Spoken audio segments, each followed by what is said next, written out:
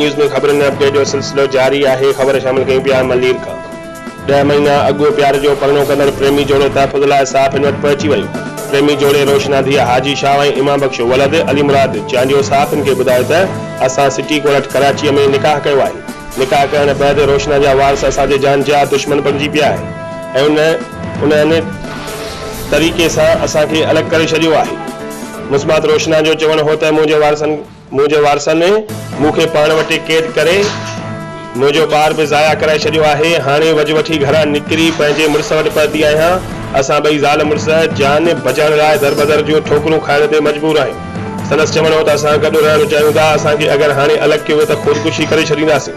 मुस्मात रोशना चयो त मुंहिंजे माइट हैदर शाह, अब्दुल करीम शाह, बाबू शाह, महमद अयूब ऐं ॿियनि मां असांखे जान जो ख़तरो आहे। हू कंहिं बि वक़्तु को नुक़सान पहुचाए सघनि था। हुननि IG सिंध इंसानी हक़नि जे तंज़ीमुनि समेत वस वारनि खे अपील कई त खेनि तहफ़ुज़ फराहम कयो वञे त जीअं हू सुकून जी ज़िंदगी गुज़ारे सघनि। रिपोर्ट करण लाइ मुश्ताक अबोल, बे न्यूज़।